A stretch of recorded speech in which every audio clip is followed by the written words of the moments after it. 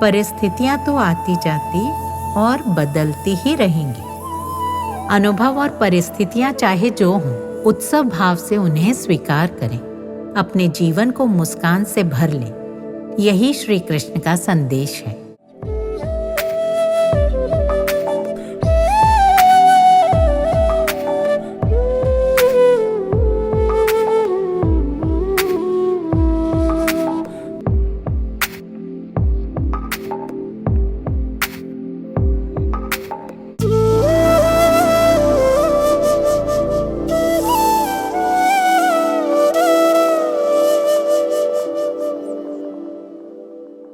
फागुन माह की पूर्णिमा को एक रंग रंगीला त्योहार मनाया जाता है, होली। एक दिन पहले मनाई जाती है छोटी होली।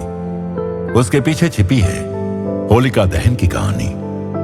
हिरण्यकशिपु ने अपने भक्त पुत्र प्रहलाद को अपनी बहन होलिका की गोद में बिठाकर उसे अग्नि में भस्म करना चाहा, किंतु जाको राखे साइयां मार सके ना कोई। लोग आज तक आग में होलिका का पुतला जलाकर खुशी मनाते हैं, क्योंकि होलिका को अग्नि में दहन न होने का वरदान प्राप्त था, फिर भी अशुद्ध भाव के कारण जल गई। जबकि भगवान ने अपने गीता वचन को सत्य कर दिखाया, ना में भक्ता प्रणश्यति। प्रहलाद का बाल तक बांका ना हुआ। संदेश यही है कि हम अपने मन को जगत के विकारों से नहीं, बल्कि भक्ति के सुंदर पावन रंग में रंग लें तो बेड़ा पार हो जाए। पर हम तो यह भी पूछते हैं कि भक्ति यानी क्या, कैसे करें?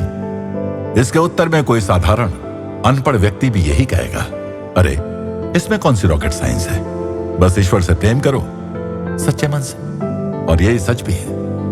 निष्कलंक मन का अबीर हो, निस्वार्थ प्रेम और सेवा का गुलाल हो, और सौहार्द भाईचारे के नीले हरे रंग हो, तो हर दिन हर पल भक्ति होली। अम्मा कहती हैं, भक्ति यानी प्रेम, अपनी आत्मा से प्रेम और सभी प्राणियों से प्रेम। छोटा सा ये दिल बड़ा और बड़ा, विशाल और व्यापक हो जाए।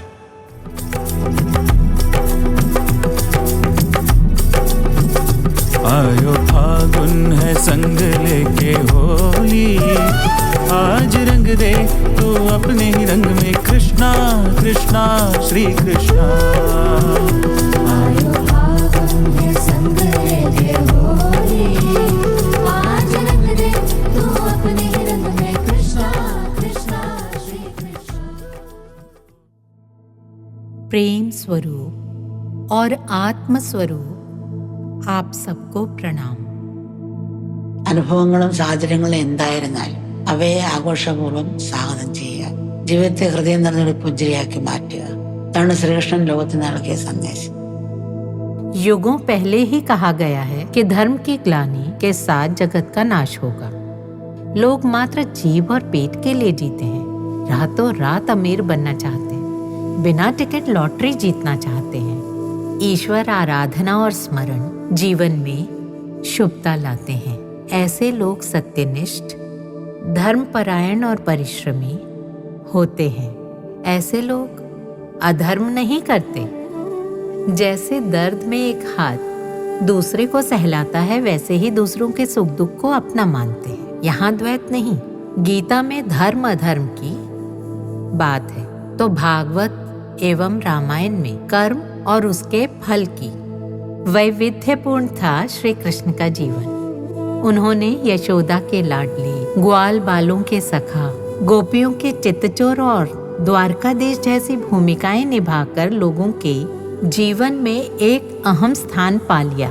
गोकुल के माखन चोर से लेकर वृंदावन के बांसुरी वादक, अधर्म का नाश करने वाले धर्म रक्षक और महान गीताचार्य तक भगवान ने अपने इन विविध रूपों और भावों से लोगों को सतत स्मरण, ध्यान व मनन का मार्गदर्शन दिया। लाइफ मैनेज कैसे करें, ये सीख मिलती है गीता और कृष्ण के जीवन से।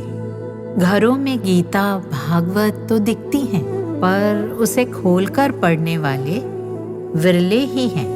कुछ लोग उसमें राशन कार्ड रखते हैं। अम्मा को एक कथा याद आई, जहाँ गीता पर प्रवचन चल रहा था। 2 शराबी उस हॉल के पास से गुजर रहे थे। गीता सभी समस्याओं को पार करने में मदद करती है, ऐसा वक्ता ने कहा। ये बात उन दोनों के कानों में पड़ी।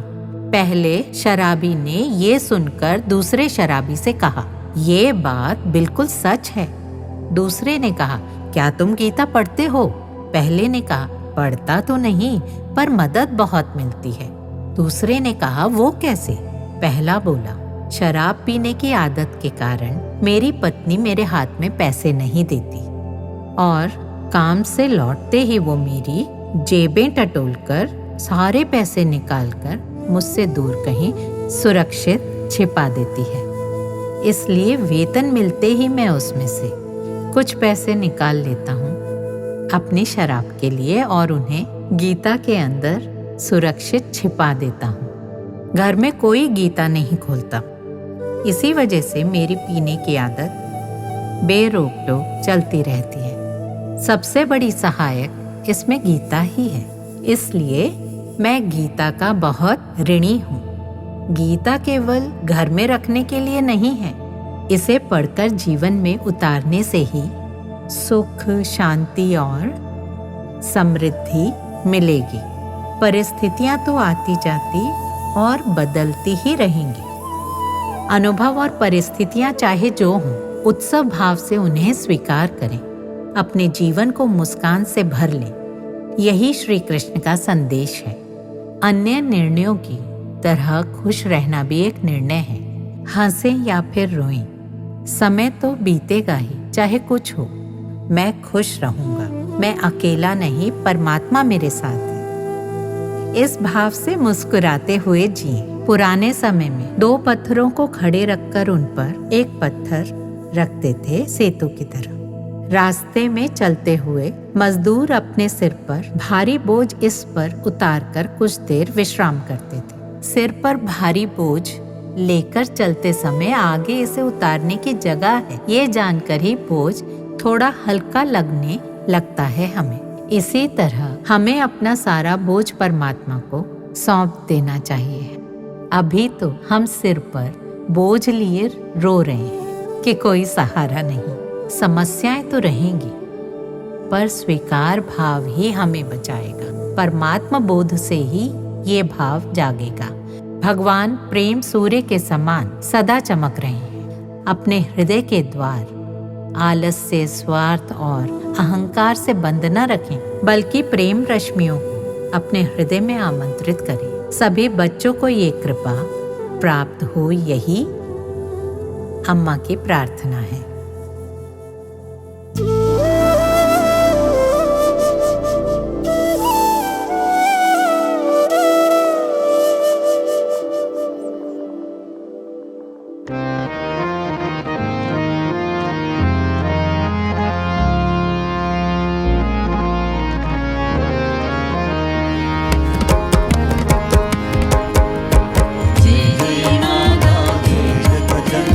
देवी माता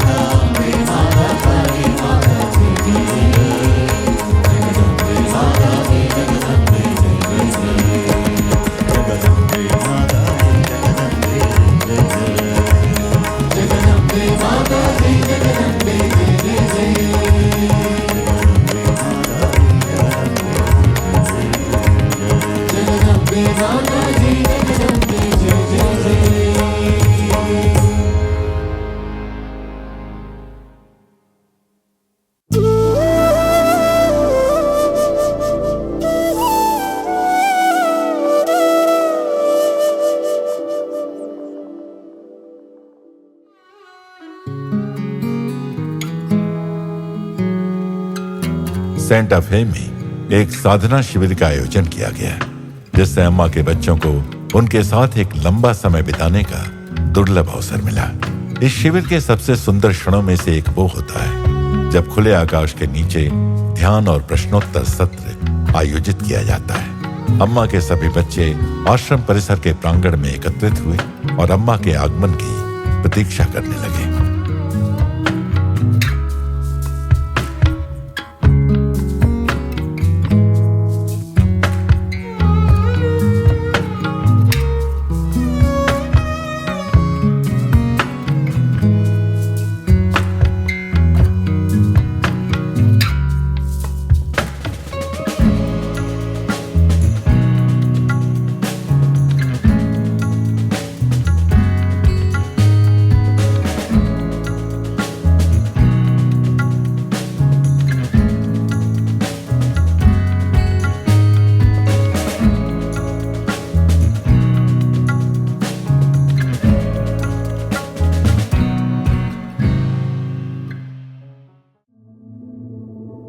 सभी के स्थान ग्रहण करने के पश्चात अम्मा ने सामूहिक ध्यान का मार्गदर्शन किया।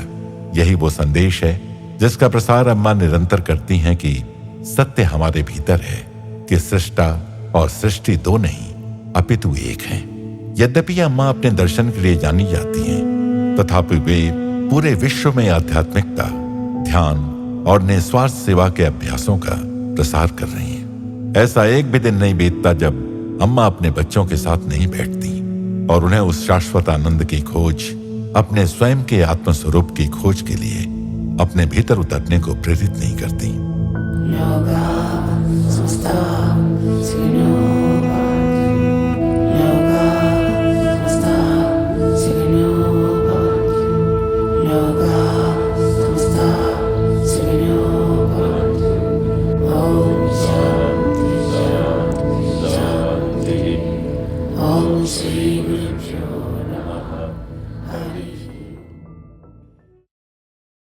ध्यान के पश्चात भक्तों ने अम्मा से प्रश्न पूछने के अवसर का लाभ उठाया। एक भक्त ने अम्मा द्वारा बरसाई गई कृपा और आशीर्वाद के लिए धन्यवाद दिया और फिर अम्मा से पूछा कि आध्यात्मिकता के मार्ग पर आगे बढ़ते समय आने वाली चुनौतीपूर्ण परिस्थितियों को कैसे संभाला जाए।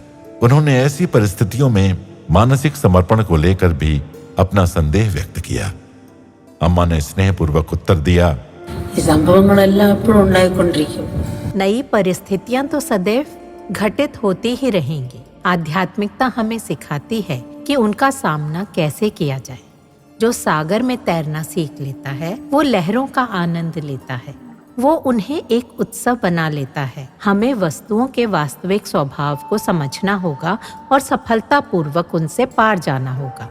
प्रत्येक वस्तु का एक अपना स्वभाव होता है। नमक और चीनी दिखने में एक जैसे होते हैं। यदि हम भूलवश एक के स्थान पर दूसरे का उपयोग कर लें तो नमक या चीनी को दोष देने का कोई अर्थ नहीं है। आध्यात्मिकता हमें संसार और सांसारिक वस्तुओं को उनके स्वभाव के अनुसार समझने और व्यवहार करने की शिक्षा देती है। परिवर्तन संसार का स्वभाव है। आज का सज्जन व्यक्ति कल बुरा बन सकता है, आज का संबंधी कल शत्रु बन सकता है। अतः संसार बदल रहा है, हमारा मन भी बदल रहा है। यदि हम परिवर्तनशील संसार के पीछे छिपे शाश्वत सत्य पर निर्भर रहें तो हम उस ज्ञान के प्रकाश में सब कुछ स्पष्ट रूप से देख सकते हैं। जब हम ज्ञान के प्रकाश से देखते हैं तो हम हर वस्तु के स्वभाव को समझ सकते हैं और उसी के अनुसार कार्य कर सकते हैं। जब वो समझ आ जाती है तो हमें हर चीज और हर किसी को स्वीकार करने की परिपक्वता भी प्राप्त हो जाती है।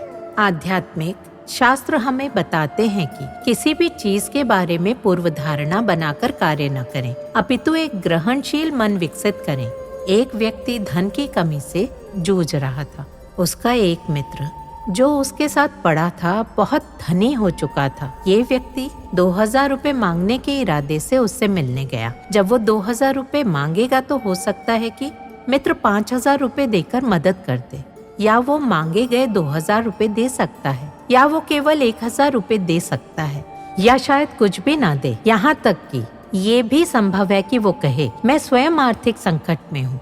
तुम्हें देखकर मैंने सोचा था कि तुमसे कुछ उधार मांगू। संभवतः ये व्यक्ति खाली हाथ लौटता है तो वो सोच सकता है बचपन में वो और मैं साथ पढ़ते थे, उस समय वो बहुत गरीब था। मैं उसे आर्थिक रूप से मदद करता था और कपड़े देता था। मेरे पास जो भी होता मैं उसके साथ साझा करता था। अब वो बहुत अमीर हो गया, लेकिन उसने मेरी बिल्कुल मदद नहीं की और वो बहुत दुखी हो सकता है। वो अपने मित्र पर बहुत क्रोधित हो सकता है। ऐसा क्यों? क्योंकि यही मनुष्य का स्वभाव। दुख और पीड़ा इसलिए आई क्योंकि वो इस पूर्व धारणा के साथ गया था कि मित्र निश्चित रूप से सहायता करेगा। शायद मित्र मदद करे, शायद वो ना करे। दोनों ही संभव हैं। हमें केवल अपने अनुकूल परिणाम की अपेक्षा नहीं करनी चाहिए। संसार में हमें इसी प्रकार व्यवहार करना चाहिए। ऐसे अप्रत्याशित अनुभवों के कारण हमारे प्रियजन हमारे शत्रु बन सकते हैं। कभी कभी हम कुछ अप्रिय परिस्थितियों में पड़ सकते हैं। यदि हम गिर भी जाएं, तो हमें उसमें उलझे बिना ऊपर उठने का मार्ग खोजना चाहिए। जिस व्यक्ति को गेहूं या किसी अन्य भोजन से एलर्जी है, वो उससे बना भोजन नहीं खाएगा, भले ही आसपास हजारों लोगों ने उसका स्वाद लिया हो। इसी प्रकार यदि हम अपने आध्यात्मिक लक्ष्यों के प्रति स्पष्ट हैं, तो हमारे पास कठिन परिस्थितियों से उबरने की शक्ति होगी। हमारे अनुभव शायद ही कभी वैसे होते हैं जैसा हम चाहते हैं। इसलिए जो आता है उसे स्वीकार करना सीखें। आध्यात्मिकता में स्वीकृति का भाव अत्यंत महत्वपूर्ण है। इसे समर्पण भी कहा जा सकता है। एक व्यक्ति भोर होने से पहले मंदिर जाने के लिए उठा। रास्ते में जीप में रात्रि गश्त पर निकले एक पुलिसकर्मी ने उसे रोका और पूछा, तुम इस समय कहाँ जा रहे हो? उस व्यक्ति ने कहा, मैं ये कैसे कह सकता हूँ? नहीं, तुम्हें बताना ही होगा तुम कहाँ जा रहे हो। पुलिसकर्मी ने जोर दिया। मैं कैसे बता सकता हूँ? उसने अपनी बात पर अडिग रहते हुए कहा। पुलिसकर्मी क्रोधित हो गया। कितना अहंकारी है, बदमाश! जीप में बैठो। पुलिसकर्मी उसे ले गया और सलाखों के पीछे डाल दिया और कहा, अच्छा अब सच बताओ, तुम कहाँ जा रहे थे? महोदय, मैंने केवल सच बोला था, मैं कैसे कह सकता था? तुम वही बकवास क्यों दोहरा रहे हो? महोदय, वास्तव में मैं मंदिर जाने के लिए निकला था, लेकिन अब मैं जेल में आ गया हूँ। यही जीवन है। भले ही मैंने आपसे कहा होता कि मैं मंदिर जा रहा हूँ, क्या पता मैं अपना अगला कदम बढ़ाता, गिर जाता और मेरा पैर टूट जाता, या मुझे दिल का दौरा पड़ सकता था और शायद मैं अगली सांस भी न ले पाता। तो मैं कैसे बता सकता हूँ कि मैं कहाँ जा रहा हूँ? उस व्यक्ति ने बोला, हमारा जीवन ऐसा ही है। हमारे पास केवल यही क्षण है। आप कभी नहीं जानते कि अगले पल क्या होगा। इसलिए हमें इस क्षण में जीना सीखना होगा। इस क्षण में हमारे पास जो विवेक है, वही हमारी जीवन शक्ति है। हमारा जीवन वही स्थित है। हम कभी नहीं जानते कि कल क्या हो। यदि हमारे पास ईश्वर में विश्वास नहीं है, या यदि हम किसी दुर्घटना में फंस जाते हैं या किसी दुष्ट व्यक्ति की संगति में पड़ जाते हैं, तो हमारा अंत दुख और कष्ट में हो सकता है। इस मानव जीवन में हमें जो प्राप्त करना है, वो है अपने भीतर के आत्मन का साक्षात्कार। हमें आध्यात्मिक लाभ प्राप्त करने के लिए ये मानव जन्म मिला है। ये जीवन मार्ग में आने वाली बाधाओं को दूर करने के लिए है। इसी दृष्टिकोण के साथ हमें दुख की पकड़ में आए बिना जो हमारे भीतर है, उसे प्राप्त करने का प्रयास करना चाहिए। मन सदैव जल की भांति होता है। ये हमेशा नीचे की ओर बहता है। भले ही आप बुरी परिस्थितियों में पड़ जाएं, यदि आप सत्संग सुनते हैं और प्रयास करते रहते हैं, तो आप उबर सकते हैं। जब हम किसी स्थान पर पहुंचने के लक्ष्य के साथ कार चला रहे होते हैं, तो हम बीच में रास्ता भटक सकते हैं। ऐसी स्थिति में हम गलत रास्ते पर गाड़ी नहीं चलाते रहेंगे। हम सही रास्ता खोजने का प्रयास करते रहेंगे। हम लोगों से सही रास्ता पूछते रहेंगे। कुछ समय बाद सही रास्ता मिल जाएगा। उसी प्रकार हमें अपना आत्मनिरीक्षण करना चाहिए और अपनी त्रुटियों को सुधारना चाहिए। लक्ष्य को न छोड़ें। उसमें सहायता के लिए व्यक्ति को साधुओं का संग, सत्संग करना चाहिए। इसीलिए आध्यात्मिक साधकों के लिए सत्संग में रहना लाभकारी होता है।